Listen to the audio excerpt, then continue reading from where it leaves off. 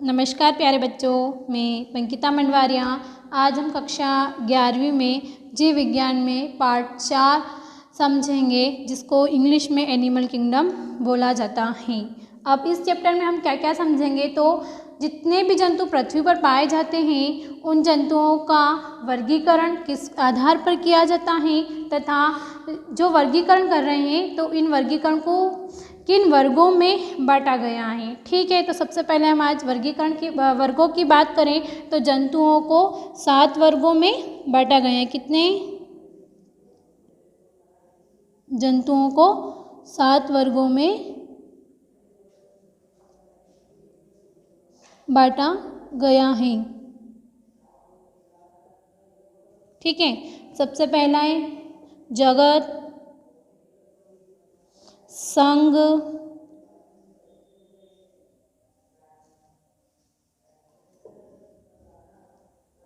Third आता है वर्ग, फोर्थ गण, फिफ्थ है कुल, 6 वंश और 7 है जाति। ठीक है, कितने वर्गों में बांटा गया है? जंतुओं को 7 वर्गों में बांटा गया है। जगत को इंग्लिश में बोला जाता है किंगडम, संघ को फाइलम, वर्ग को क्लास, गण को ऑर्डर, कुल को फैमिली, वंश को जीनस और जाति को स्पीशीज। ठीक है, तो जंतु को कितने वर्गों में बांटा गया है? 7 वर्गों में। कौन कौन से? जगत, संघ, वर्ग, गण, कुल, वंश और जाति, जिसमें से हमने प्रीवियस चैप्टर में जगत के बारे में समझ लिया था कि जगत को कितने वर्गों में बांटा गया था। 5 वर्गों में। कौन कौन से थे? मोनेरा, प्रोटिस्टा, कवक, पादप और एक और है जंतु।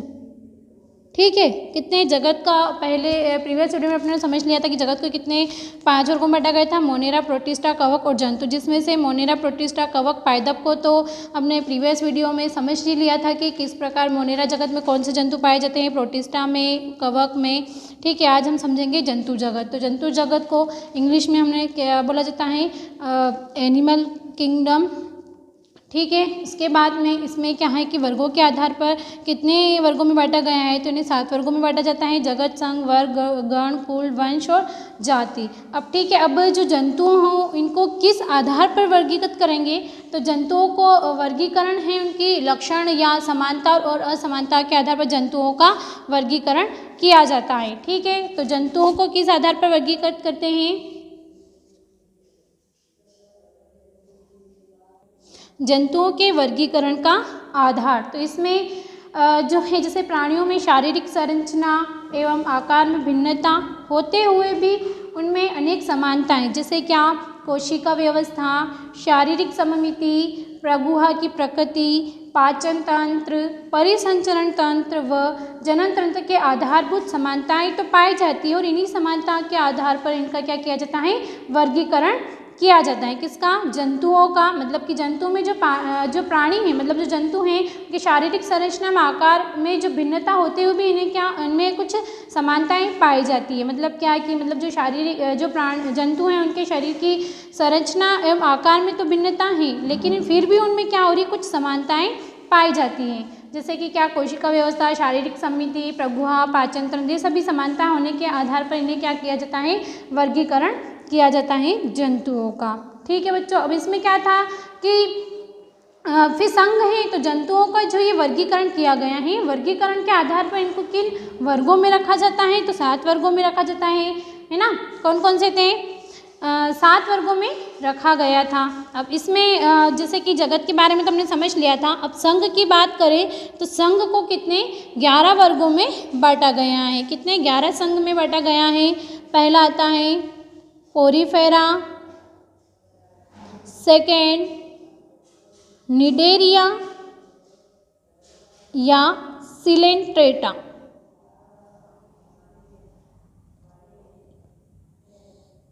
थर्ड है टिनोफोरा,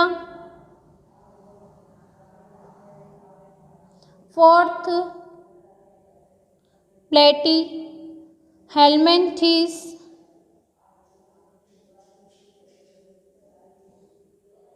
फिफ्थ है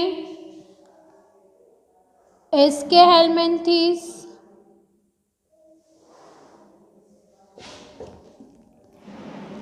सिक्स है एनिलिडा,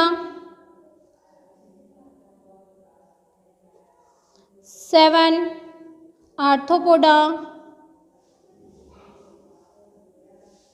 एट है मोलस्का,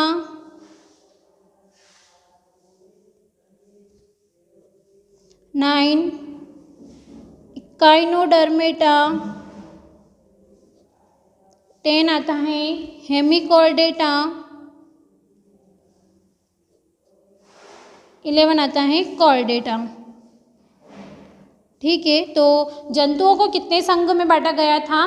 11 संघ में बांटा गया है। Porifera, Cnidaria, Ctenophora, Platyhelminthes, Aschelminthes, Annelida, Arthropoda, Mollusca, Echinodermata, Hemichordata और कॉर्डेटा, इन कितने 11 संघ में बांटा गया था। इन्हें किसके आधार पर, समानता और असमानता, मतलब इनके लक्षणों के आधार पर इन्हें क्या करते हैं, 11 वर्गों में बांटा गया है। जैसे कि मान लो कुछ जंतु हैं जो कि 4 पैरों पर चलते हैं, तो उन्हें क्या किया गया, अलग संघ में रखा गया है लक्षण के आधार पर। कुछ जंतु ऐसे होते हैं जो कि 2 पैरों पर चलते हैं, तो उन्हें क्या किया गया है, अलग वर्ग में, अलग संघ में बांटा गया है। मतलब इनके क्या लक्षणों के आधार पर इन्हें अलग वर्गों में, अलग संघों में बांटा जाता है। जैसे कि अब है पोरीफेरा। ठीक है बच्चों, तो पोरीफेरा को क्या किया गया है, पोरीफेरा। ठीक, तो पोरीफेरा में जैसे इसका एग्जाम्पल ले लेते हैं स्पंज। तो स्पंज भी क्या है, एक जंतु है या एक जीव है जिसे क्या किया गया है कि जैसे समुद्र वगैरह में पाया जाता है, तो इसको सुखा पहले इसको क्या करते हैं, इस स्पंज को सुखाया जाता है, सुखाकर अलग अलग जो प्रोडक्ट हैं उनमें इनका यूज़ किया जाता है। अब जैसे पोरीफेरा है, तो पोरीफेरा में जिसका जो शारीरिक संगठन होता है वह क्या होता है, कोशिकीय स्तर का बना होता है। पोरीफेरा में जो शारीरिक संगठन है, शारीरिक संगठन वह क्या है, काय का बना होता है। इसमें जो शारीरिक संगठन है वह कोशिकीय स्तर का बना होता है। ठीक है, अब कोशिकीय स्तर मतलब क्या, जैसे कि जो कोशिकाएं होती हैं वह जो समूह में तो है, लेकिन क्या होती है, बिखरी हुई पाई जाती है। मतलब जितनी भी कोशिकाएं इसमें पाई गई हैं पोरीफेरा में, इसमें क्या होती है, सब जितनी भी कोशिकाएं, इनका सबका कार्य क्या अलग अलग होता है। मतलब ये पाई तो जा रही हैं बहुत सारी कोशिकाएं, लेकिन सबका अलग अलग कार्य होता है। और इनमें क्या होते हैं, पोरीफेरा में उत्तक नहीं पाए जाते हैं और इनमें अंग तंत्र भी नहीं पाया जाता है। इनमें सिर्फ क्या होती हैं, कोशिकाएं होती हैं। मतलब इनके जो पोरीफेरा के जो शरीर में कोशिकाएं बिखरी हुई समूह में पाई जाती है। मतलब पोरीफेरा में जो शारीरिक संगठन है वो कोशिकीय स्तर का बना होता है। अब हम सिलेंट्रेटा और टिनोफेरा की बात करें, सिलेंट्रेटा व टिनोफोरा इसकी बात करें तो इनमें, इन जंतुओं में शारीरिक संगठन काय का बना होता है, उत्तकों का। शारीरिक संगठन उत्तकों का बना होता है। ठीक है, अब उत्तकों का कैसे, अब इनमें उत्तक तो पाए जा रहे, मतलब क्या है कि जो इनमें जो कोशिकाएं होती है वो समूह के रूप में पाई जा रही है, और समूह के रूप में पाई जाएगी तो क्या करती है, वो उत्तकों का निर्माण कर लेगी। तो इसमें जो सिलेंट्रेटा और टिनोफेरा में जो शारीरिक संगठन है, जंतुओं में शारीरिक संगठन किस टाइप का पाया जाता है, उत्तकों का बना होता है। मतलब इनमें उत्तक मतलब क्या कि जिनमें कोशिकाओं में समान संरचना व कार्य क्या होते हैं, एक जैसे होते हैं, तो वो क्या करते हैं, उत्तकों का निर्माण करते हैं। तो सिलेंट्रेटा में क्या हो रहा है, शारीरिक संगठन उत्तकों का बना होता है। मतलब कि इनमें जो कोशिकाएं हैं वो समूह के रूप में, एक समूह के रूप में पाई जाती है और वो क्या करती है, उत्तक का निर्माण कर लेती हैं। अब प्लेटीहेलमिंथेस और एस्केहेलमिंथेस की बात करें, प्लेटीहेलमिंथेस व एस्केहेलमिंथेस, एस्केहेलमिंथेस इनकी बात करें तो इनमें जो शारीरिक संगठन होता है, इन जंतुओं का शारीरिक संगठन, तो इसका जो स्तर होता है, शारीरिक संगठन क्या होता है, अंग स्तर, शारीरिक संगठन अंग स्तर का बना होता है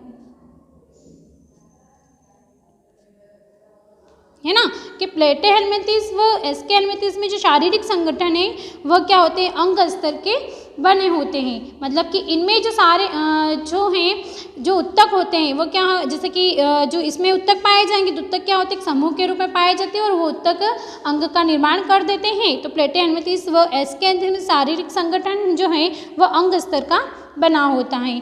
फोर्थ है, अब है एनिलिडा से लेकर कॉर्डेटा, एनिलिडा से लेकर कॉर्डेटा, ठीक है। तो एनिलिडा से जो कॉर्डेटा संघ हैं इनमें जो शारीरिक संगठन होता है, इन जंतुओं का शारीरिक संगठन जो है अंग तंत्र स्तर का बना होता है। इनमें इन जीवों का या इन जंतुओं का शारीरिक संगठन काय का बना होता है, अंग तंत्र का।